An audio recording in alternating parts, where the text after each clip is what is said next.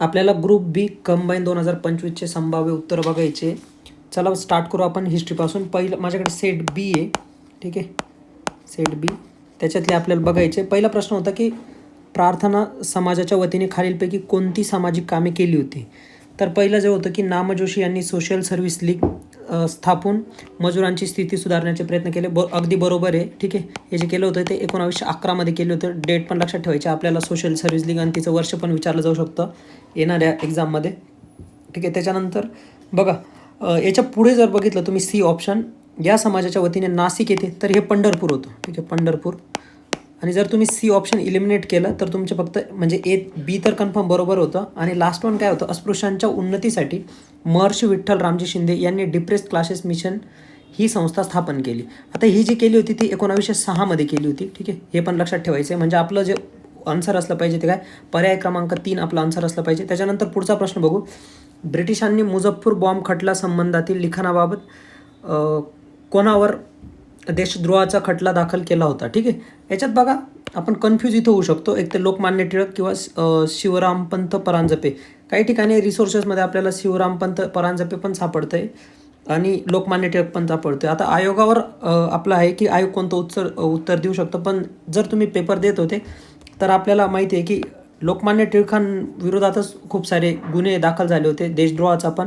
तर आपण ऑप्शन 1 बरोबर गेले असणार तरी आपण सेफ आहे. आणि जर आयोगाने शिवरामपंत परांजपे दिलं तरी खूप साऱ्या मुलांनी काय केलेलं असू शकतं, लोकमान्य टिळक ऑप्शन टिक केलेलं असू शकतं, ठीक आहे.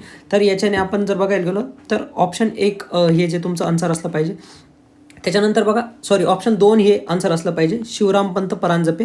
त्याच्यानंतर पुढचा प्रश्न बघू आपण. 1887मध्ये मद्रास येथे झालेल्या भारतीय राष्ट्रीय काँग्रेसचे अधिवेशन कोणाच्या अध्यक्षतेखाली झाले. खूप सोपा प्रश्न होता हा, हिस्ट्रीमधला सर्वात सोपा. आपल्याला माहिती आहे की 1887चं जे झालं होतं ते बद्रुद्दीन तय्यब जे होते, हे जे होते ते दुसऱ्याचे होते आणि ॲलो म्हणून तर कधीच नव्हती. हे गोष्ट लक्षात ठेवायची. त्याच्यानंतर पुढचा प्रश्न बघू आपण. अचूक जोड्या लावा. बघा, आता ज्यावेळेस 1857चा उठाव झाला त्याच्यानंतर आपले माहिती असेल की जेवढे पण संस्थानं होते त्यांच्यासाठी काय केलं गेलं होतं, एक नवीन पद तयार करण्यात आलं होतं किंवा आपण व्हॉइसरॉय हे एक नवीन नाव पण आणलं होतं आणि गव्हर्नर जनरल. त्याच वेळेस एक भारत मंत्री नावाची कन्सेप्ट आली होती. म्हणजे एला तुम्हाला 4ला कनेक्ट करायचं होतं. असे 2 ऑप्शन तुम्हाला सापडतात. त्याच्यानंतर बघा, 1909चा जो कायदा होता, ठीक आहे, मुस्लिमांना स्वतंत्र मतदान संघ यांनी दिले होते. म्हणजे तुमचं काय राहील, बीचं 1. जर तुम्ही चेक करायला गेलं तर तुमचं पर्याय क्रमांक 3 हे उत्तर असलं पाहिजे. त्याच्यानंतर पुढचा प्रश्न बघू आपण.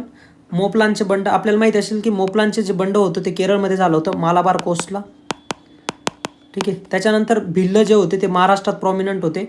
मग आपण चेक करू आता. बघा, डीचं 1 कुठे आहे तुमचं, डीचं 1 2 ठिकाणी आहे. त्याच्यानंतर एचं आपल्याला 2 पाहिजे. म्हणजे तुमचं पर्याय क्रमांक हे तुमचं या प्रश्नाचं उत्तर पाहिजे. पुढचा प्रश्न बघू आपण.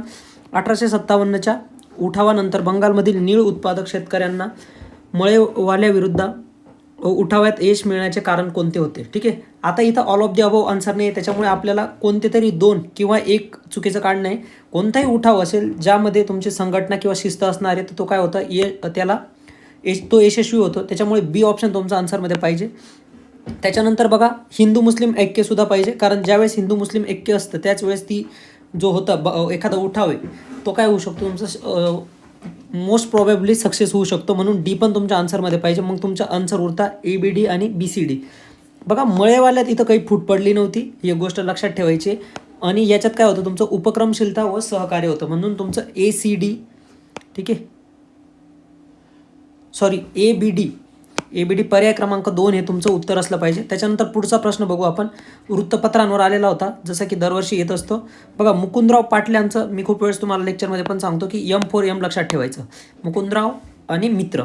मग दिनमित्र कोणाचं होतं, मुकुंदराव पाटलांचं होतं. एचं 4 आपण जर जोडायला गेलो. त्याच्यानंतर बघा, श्रीपतराव शिंदेंचं तुम्हाला समजून येतं की विजय मराठा होतं.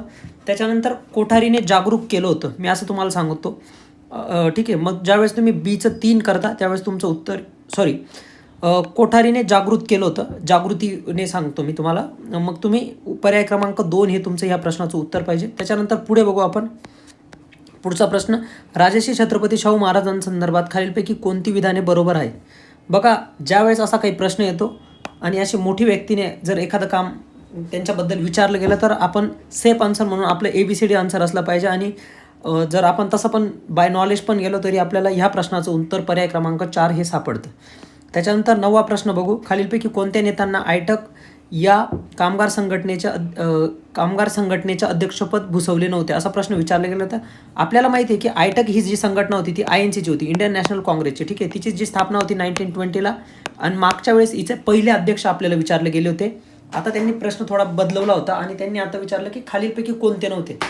आता आयटक जर काँग्रेसची संघटना होती तर आपल्याला ठाऊक असेल की जेवढे पण काँग्रेसचे नेते राहणारे ते ह्या संघटनेचे अध्यक्ष असू शकतात. आपण असं बाय गेस तरी जाऊ शकतो.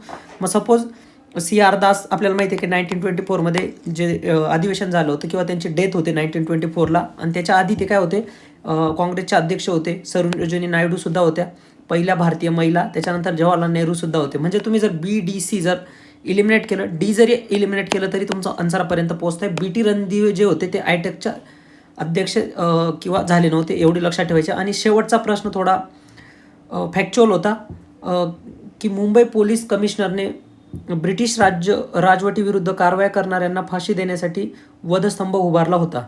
तर याचं जे आन्सर आहे ते चार्ल्स फोर्जेट होतं. ठीक आहे, आपण खूप वेळेस सर अँड्रू फ्रेजरकडे जाऊ शकतो, आपल्याला थोडंसं लॉंग दिसतंय, पण असं काही नव्हतं. तर याचं जे फायनल आन्सर आहे ते चार्ल्स फोर्जेट होतं. धन्यवाद.